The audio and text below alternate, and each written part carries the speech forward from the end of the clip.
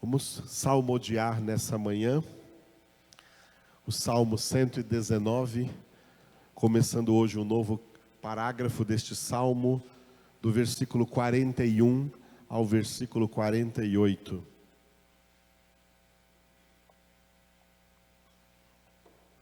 Versículo 41 até o versículo 48. Em português você não consegue enxergar isso que eu vou dizer agora, mas em hebraico, todas as primeiras palavras de cada versículo começam com a letra Vav, em hebraico, que equivale em português à letra W. Então esse é um salmo alfabético e agora é a hora da letra W em hebraico, que é a letra Vav. Cada primeira palavra desses 41 versículos em hebraico começa com essa letra. Em português não tem jeito, né? Então, vamos ler em português, orando juntos ao Senhor nesse salmo, fazendo esses clamores maravilhosos que o salmista faz aqui. Um dos propósitos sublimes do saltério, do livro dos Salmos, é nos ensinar a orar. Tem gente que não sabe orar e não se esforça para aprender. Nos Salmos nós aprendemos como orar, o que pedir ao Senhor, como nos expressar em oração diante de Deus. Vamos tomar como exemplo esses 8 versículos. Então, oremos juntos, do 41 ao 48. Venham também sobre mim as tuas misericórdias, Senhor, e a tua salvação, segundo a tua promessa. E saberei responder aos que me insultam, pois confio na tua palavra. Não tire jamais de minha boca a palavra da verdade, pois tenho esperado nos teus juízos. Assim, observarei de contínuo a tua lei para todo o sempre, e andarei com largueza, pois me empenho pelos teus preceitos. Também falarei dos teus testemunhos na presença dos reis, e não me envergonharei. Terei prazer nos teus mandamentos, os quais eu amo. Para os teus mandamentos que amo, levantarei as mãos e meditarei nos teus decretos. No versículo que nós vamos meditar hoje, nós vamos meditar na palavra de Deus como, repita, promessa. Aleluia. No singular, tá? Promessa é como o versículo de hoje vai trazer o nome da palavra de Deus. A palavra de Deus tem o caráter de promessa, tá? E um dos sentidos desse caráter de promessa da palavra de Deus é que as promessas de Deus não são como as promessas dos homens.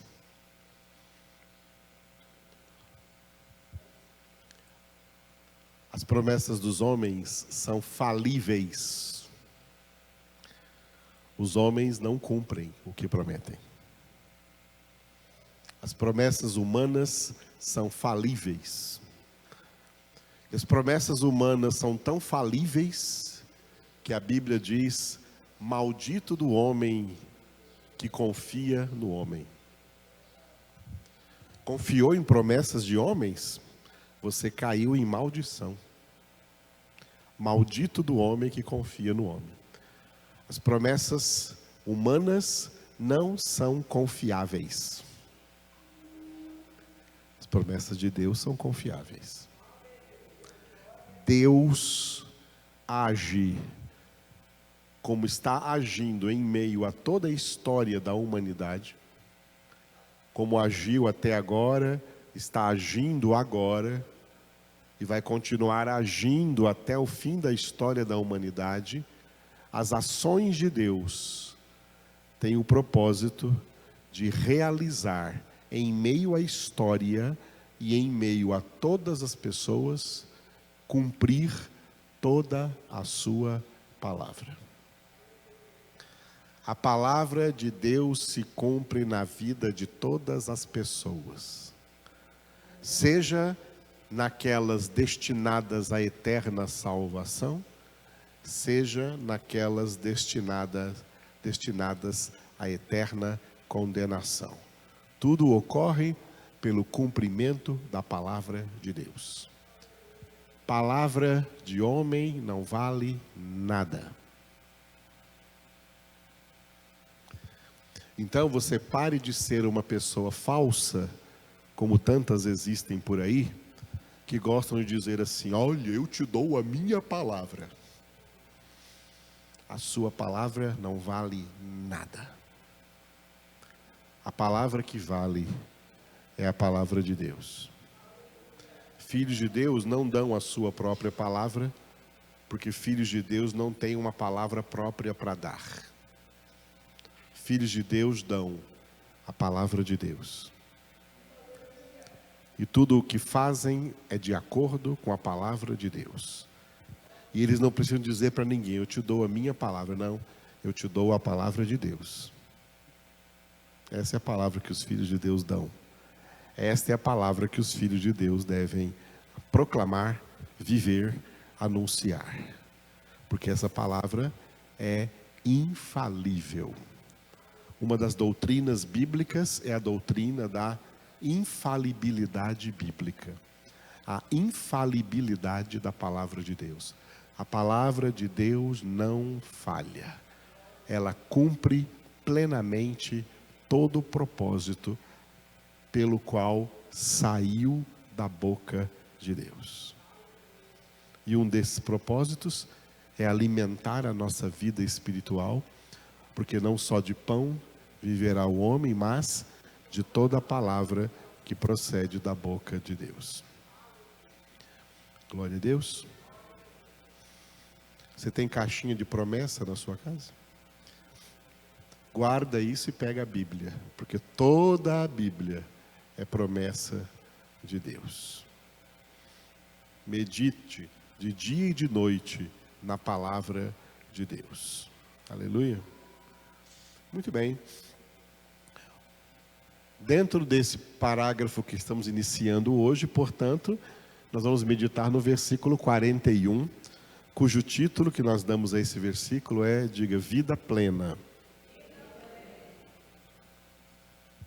Vamos ver por que nós temos esse título nesse versículo, vida plena.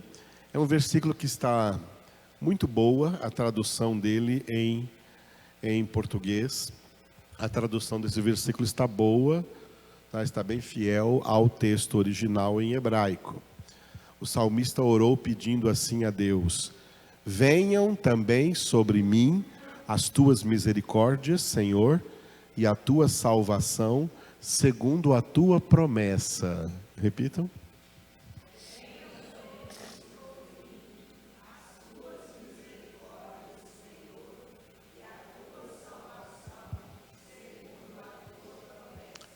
Muito bem. Em hebraico, nós temos Vivouni Hassadecha Adonai Tishuatiha Kimiraterra. Com letras em português, diga Vivouni. Essa palavra aí, Vivouni, é venham-me. Venham-me ou venham para mim. Tá? Venham-me ou venham para mim. Segunda palavra, diga Hassadecha. Hassadecha é as tuas misericórdias. Venham-me ou venham para mim as tuas misericórdias. Diga Adonai. Adonai é Senhor. Venham para mim, venham a mim as tuas misericórdias, Senhor. Penúltima palavra, diga Tishuatiha. Tishuatiha é e a tua salvação, venham a mim as tuas misericórdias, Senhor, e a tua salvação. E a última palavra, diga Kimiraterra. Kimiraterra é conforme a tua promessa. conforme a tua promessa. Então, venham-me ou venham para mim as tuas misericórdias, Senhor, e a tua salvação conforme a tua promessa. Então, o texto em português, tá, está bom, como nós temos aí na Bíblia. Não tem, está bem fiel ao texto original em hebraico. Venham também sobre mim as tuas misericórdias, Senhor, e a tua salvação, segundo a tua promessa. Repitam mais uma vez.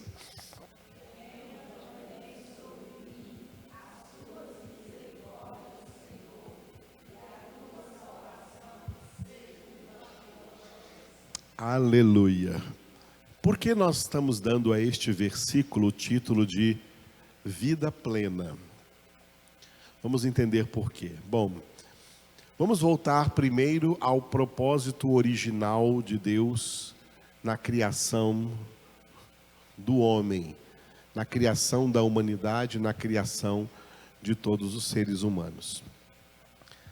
Deus não criou os seres humanos para eles terem uma vida ruim, uma vida vazia, uma vida triste, uma vida fracassada, uma vida problemática. Deus criou os seres humanos para eles terem uma vida plena, em todos os sentidos. No sentido material, físico, emocional, mental, espiritual, no sentido tríplice, no sentido de corpo, no sentido de alma e no sentido de espírito. Deus criou o homem com esse propósito. Portanto, é justo dizer que Deus, originalmente, não criou o homem para sofrer. Sem ser hedonista, Deus criou o homem para ter uma vida plena, plenitude de vida na Terra.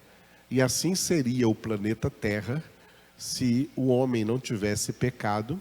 A humanidade gerada no planeta Terra teria uma vida plena, que é essa vida plena que a humanidade teria sem pecado, seria algo infinitamente acima do conceito paupérrimo de felicidade.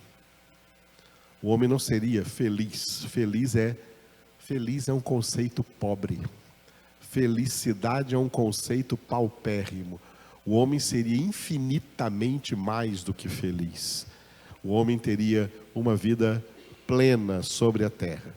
A humanidade estaria se multiplicando sobre a terra, cultivando a terra, vivendo da terra. Ninguém teria fome, nem sede, nem miséria, nem necessidade, nem doenças e nem morte. A morte entrou por causa do pecado. Era assim o plano proposital, original de Deus na criação do homem. Mas Deus sabia que o homem ia pecar, e o homem pecou. Ao pecar, o homem causou dano a si mesmo. A pessoa que peca, ela não entende. Ela não está causando nenhum dano a Deus. Deus é intangível. Ninguém causa dano nenhum a Deus. Deus é a própria vida. Deus já é vida plena. Ninguém causa em Deus nenhum prejuízo. Deus não leva nenhum prejuízo com o pecado do homem. O único que se prejudica com o pecado é o próprio homem. Está escrito no livro de Provérbios, capítulo de número 8, o que peca causa dano a si mesmo. A pessoa que peca causa dano a si mesmo. Quer parar de causar dano a si mesmo? Obedeça ao que Jesus disse para nós, quando ele falou com a mulher que ele havia perdoado do adultério e que livrou a ela de ser apedrejada. Vai e não peques mais. Se você parar de pecar, você para de causar dano a si próprio. Porque quem peca só causa dano a si próprio.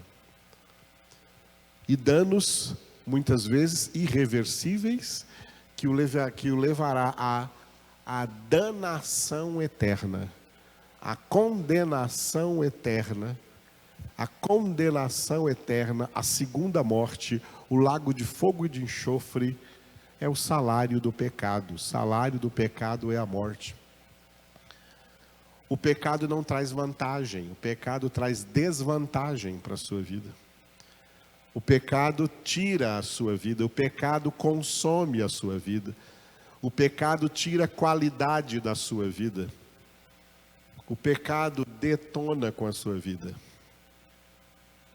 Quem peca causa dano a si mesmo. É irracional que pessoas, seres humanos, amem o pecado, tenham prazer no pecado, gostem tanto de pecado. Quer dizer, eles gostam de algo que os destrói, que tira a sua vida, que destrói a sua vida. É irracional. O pecado age para a própria destruição do pecador. Para a própria destruição do pecador. Portanto, quando o homem pecou, Romanos 3:23, todos pecaram e carecem da glória de Deus, ou em outra tradução, destituídos foram da glória de Deus. Ou seja, pelo pecado, o homem perdeu aquela condição de vida plena. E ao perder aquela condição de vida plena, ele caiu na ilusão de que ele está na terra para buscar felicidade, que é um conceito paupérrimo, infinitamente inferior ao conceito de vida plena. Diante do pecado, Deus elaborou, antes da fundação do mundo, a obra da salvação. E a obra da salvação, ela não atinge plenamente a maioria das pessoas. Ela atinge a minoria, que Jesus chamou de poucos escolhidos. Porque muitos são chamados, porém, poucos escolhidos. Só os poucos escolhidos experimentarão essa nova vida plena. Essa nova vida plena em Cristo, ela é infinitamente superior àquela vida plena que os homens teriam se não tivessem pecado. Olha como Deus faz as coisas. Por isso que onde abundou o pecado, superabundou a graça. Por exemplo, se os homens não tivessem pecado, a humanidade estaria vivendo uma vida plena aqui na terra, mas esses seres humanos jamais seriam filhos de Deus. Eles seriam apenas criaturas de Deus. Um homem como eu, como você, uma pessoa, um ser humano como nós, só se torna filho de Deus mediante a obra da salvação. Se o homem não tivesse pecado, não precisaria de salvação. E não precisando de salvação, não seriam feitos filhos de Deus. Seriam criaturas de Deus. Criaturas santas, como os anjos santos de Deus, tá? São santos, mas não são filhos de Deus. Anjos não são filhos de Deus. Os homens também não seriam filhos de Deus, mas teriam uma vida plena aqui na terra. Só que mediante a obra da salvação, Deus elaborou uma vida plena ainda 1000 vezes superior a essa, que o homem teria se não tivesse pecado, dando ao homem salvo a condição de filiação divina, a condição de ser filho de Deus E isso é algo, amados, admiravelmente impressionante nas Escrituras Sagradas, na obra da salvação. Por isso o apóstolo João, super admirado, super impactado com essa verdade, ele declarou em 1 João capítulo 3, versículo 1: vede com que grande amor nos amou o Pai, a ponto de sermos chamados filhos de Deus. E o mesmo João escreveu em João capítulo 1, versículos 12 e 13: mas a quantos receberam Jesus, Deus deu-lhes o direito de serem feitos filhos de Deus. Estes não nasceram do sangue, nem da vontade da carne, nem da vontade do homem. Estes nasceram de Deus. O maior milagre que pode acontecer na vida de um pecador é ser transformado em filho de Deus. O maior milagre não é cura, não é cura de paralisia, não é cura de câncer, não é ser curado de AIDS, não é ser curado de tuberculose, não é ser curado de qualquer doença grave. O maior milagre não é andar sobre águas, não é multiplicar alimentos, não é abrir o mar. O maior milagre que pode acontecer na vida de um ser humano é ser transformado em filho de Deus, por meio da obra da salvação. Ser transformado em filho de Deus. Já pensou nisso? Você já pensou nisso? Parece que as pessoas não valorizam isso, tá? Não valorizam isso. Tem gente em igreja, por exemplo, que quer ser honrado para ganhar um título de PR, escrever PR antes do nome, pastor. Ou escrever PB antes do nome, presbítero fulano de tal. Ou escrever DC antes do nome, diácono, eu sou o diácono fulano de tal. E outros querem escrever AP, apóstolo fulano de tal. Como as pessoas são pobres, miseráveis, ficam tentando se engrandecer através de títulos. Pastor não é título, pastor é um serviço que Deus mandou realizar, que Deus manda algumas pessoas realizarem. É um trabalho, e um trabalho árduo. Não é um título de honra, não é um título honorífico. As pessoas no mundo, também fora do contexto de igreja, é tudo cheio de título, né? Doutor isso, doutor aquilo. Às vezes eu estaciono meu carro ali no centro, né? E o dono do estacionamento: ei, doutor, quer que eu tome conta aí? Eu falo para ele: deixa eu te falar uma coisa, eu não sou doutor. Eu sou um ser humano igual a você. Vem com aquela puxação de saco, né? Aí eu corto eles pela raiz. Como os seres humanos são hipócritas, e outros orgulhosos e soberbos que gostam de ser exaltados diante dos homens. Que pobreza de alma, que miséria de alma. A maior honra imerecida que nós ganhamos foi receber esse título, não de homens, mas receber esse título do próprio Deus: ser feitos filhos de Deus. Filhos de Deus. Filhos de Deus. Sabe o que é ser filhos de Deus? Quem não é filho de Deus está órfão, não tem pai. Quem não é filho de Deus é adotado pelo pai da mentira, o príncipe deste mundo. O diabo é o pai deles.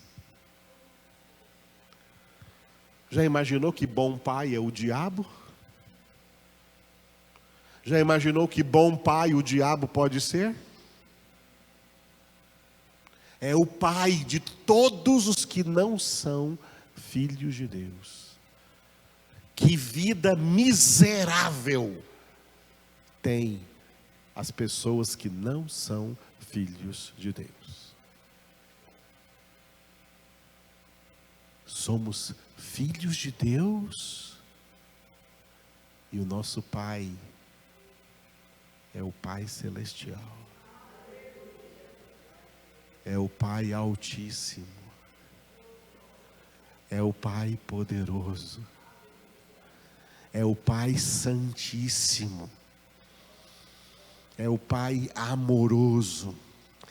É o Pai justo. É o Pai misericordioso.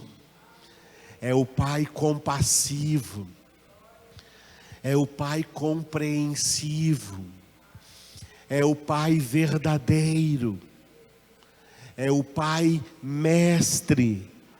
É o Pai que ensina. É o Pai que orienta. É o Pai que mostra o caminho. É o Pai que ensina o caminho que devemos escolher. É o Pai que nos ilumina. É o Pai das luzes. Tiago está escrito isso. Toda dádiva perfeita, todo dom precioso desce do Pai das luzes, em quem não há sombra de mudança ou de variação. Esse é o Pai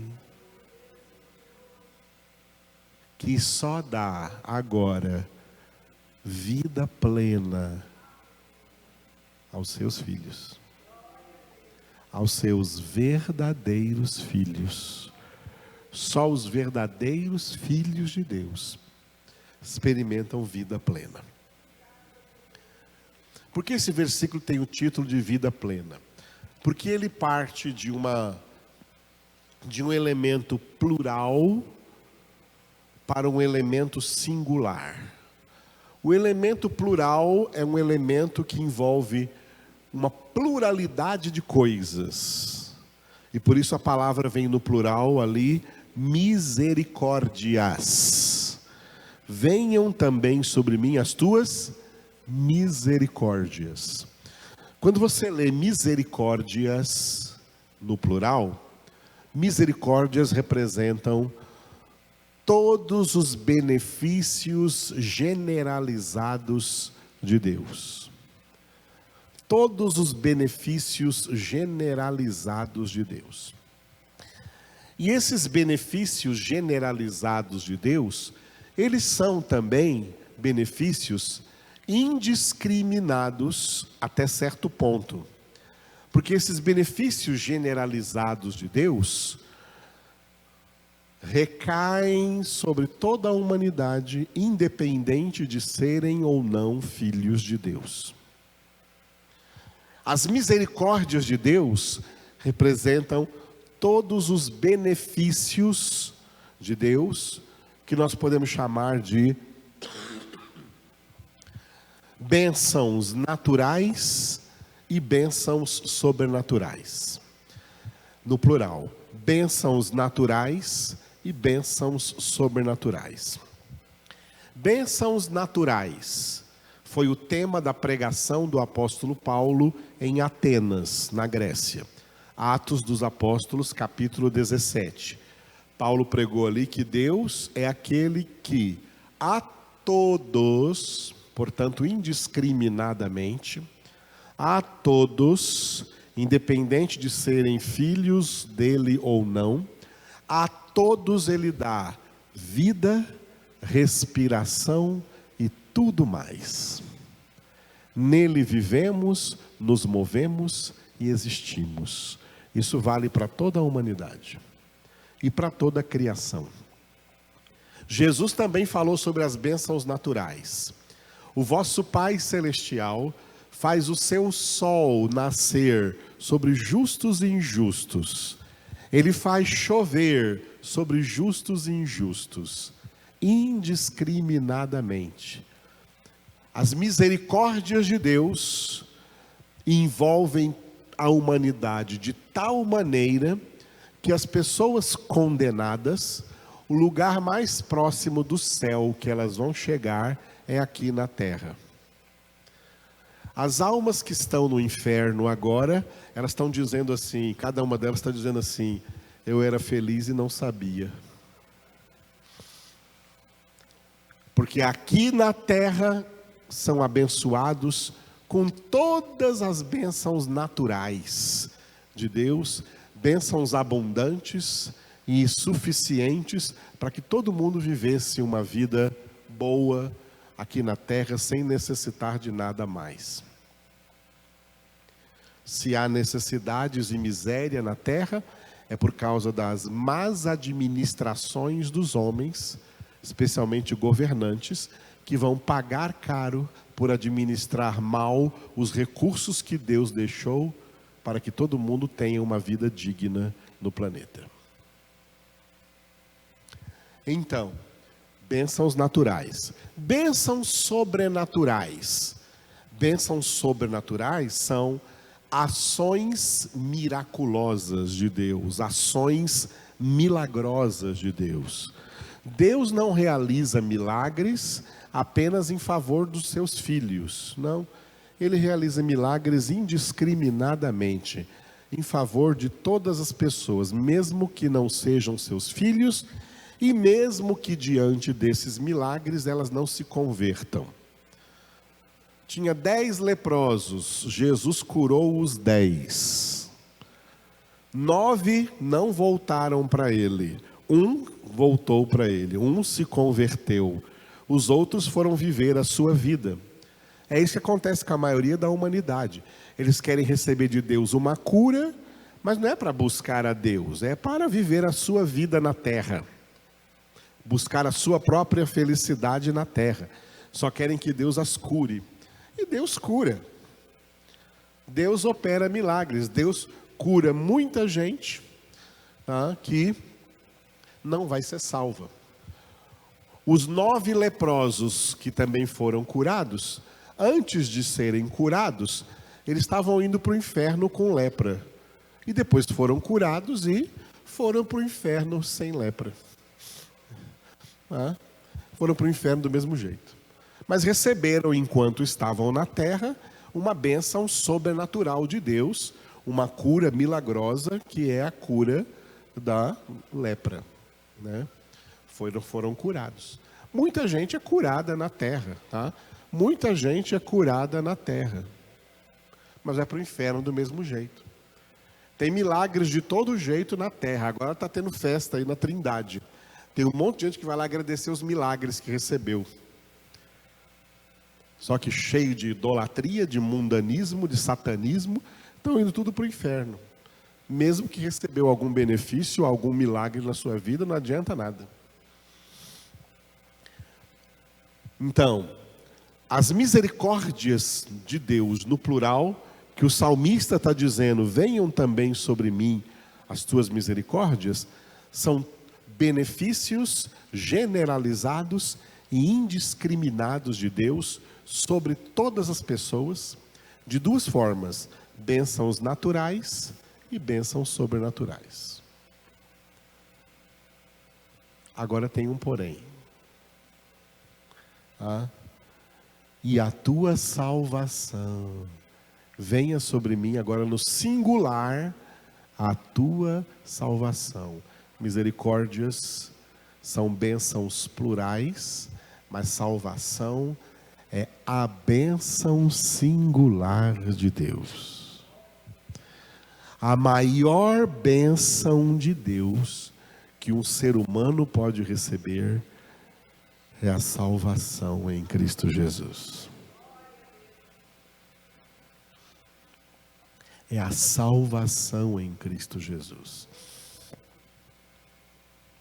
Porque, mesmo que as pessoas recebam e desfrutem de todas as misericórdias de Deus, de todos os benefícios de Deus, bênçãos naturais e sobrenaturais, mas não recebam a salvação, essa vida não é plena.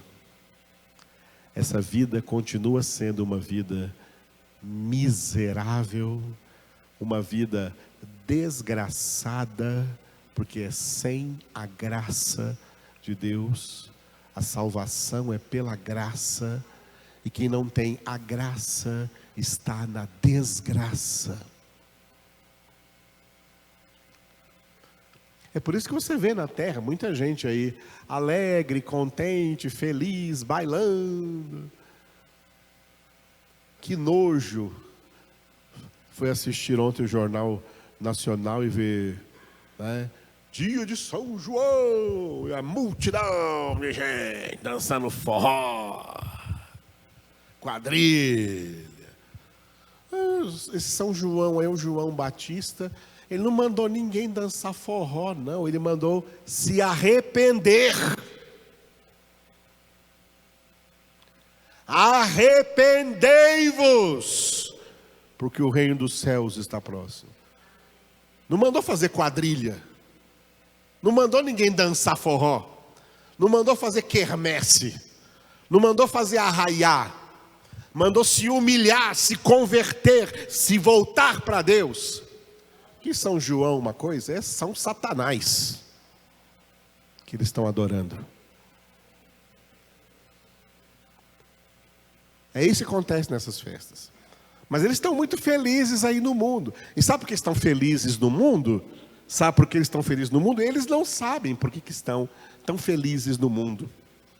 Porque Deus está dando para eles vida, respiração, tudo mais. Deus está enchendo a eles com as suas misericórdias, com os seus benefícios. Mas eles não buscam esse Deus. Eles não querem nem saber desse Deus. Eles não querem nem saber da sua palavra. Eles querem a sua felicidade. Eles querem os seus prazeres. Portanto, são pessoas que desfrutam das misericórdias de Deus, mas não têm salvação. E como não tem salvação, não tem vida plena.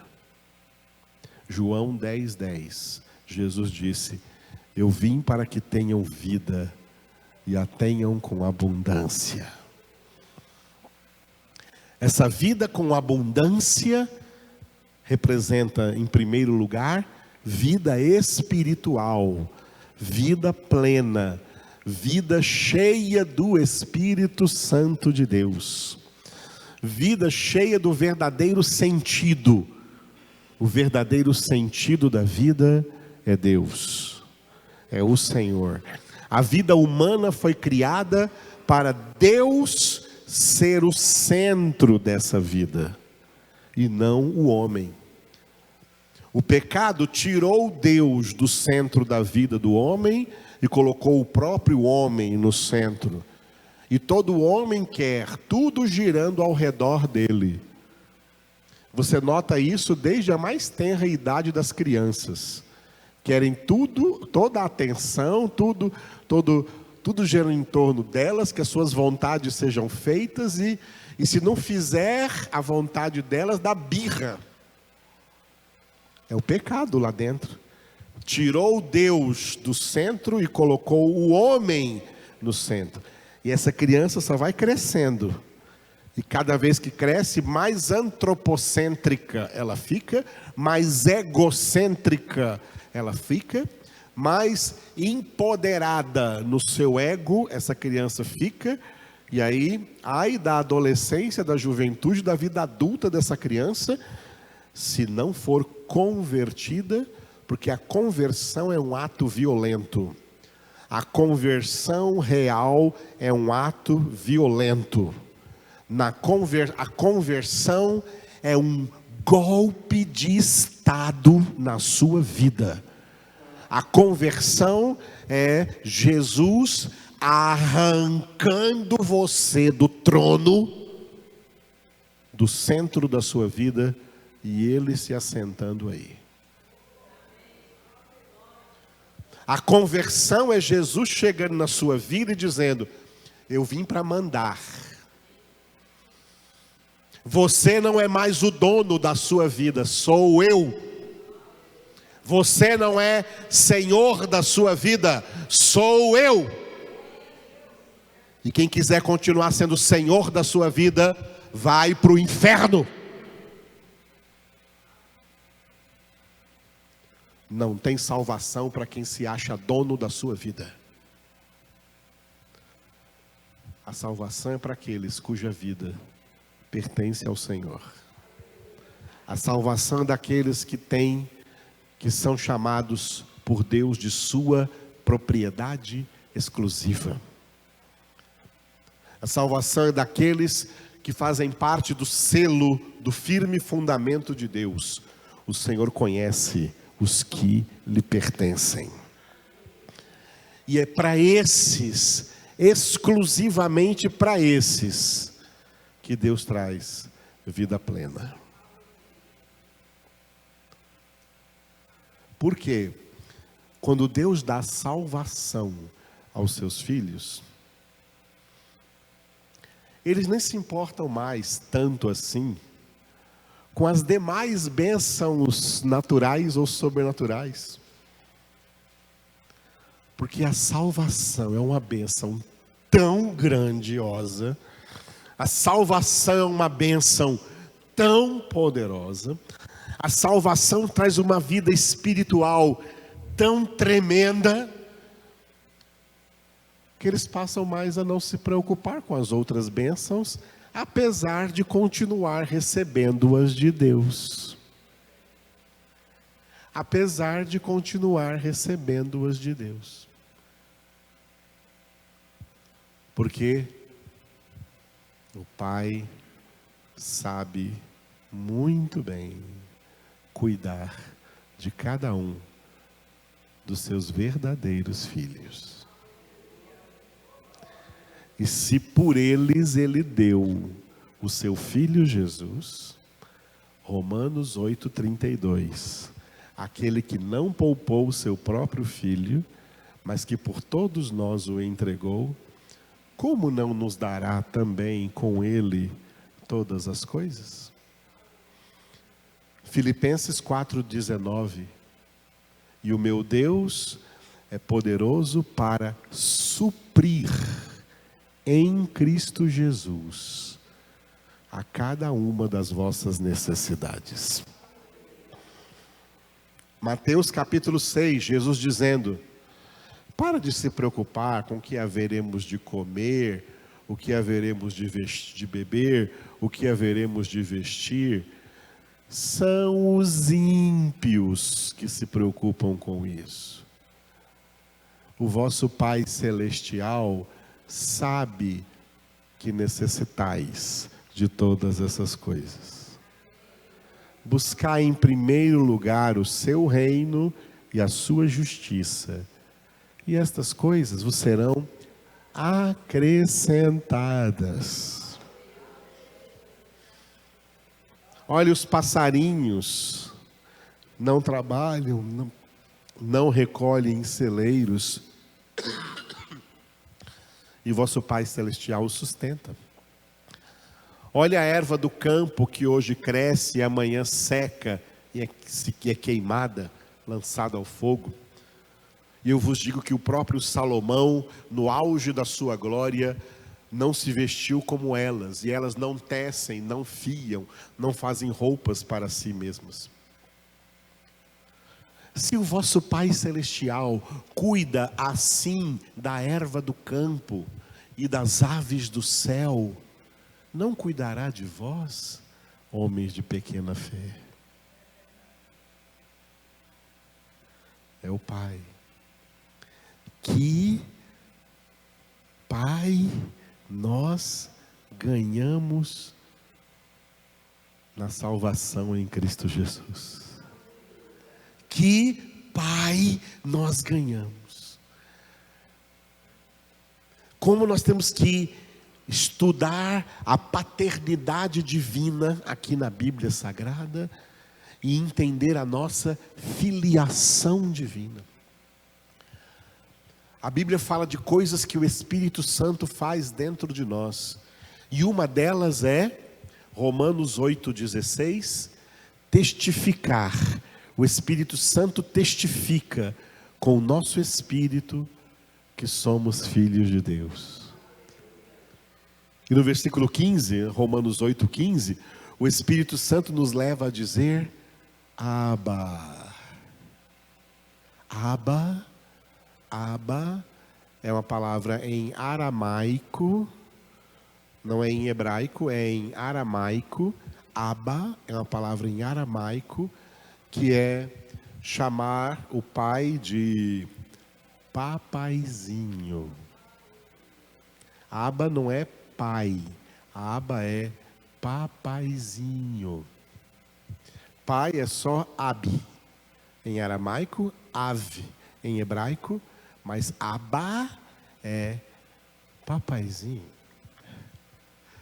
Um filho no colo do papai e dizendo, obrigado, papaizinho.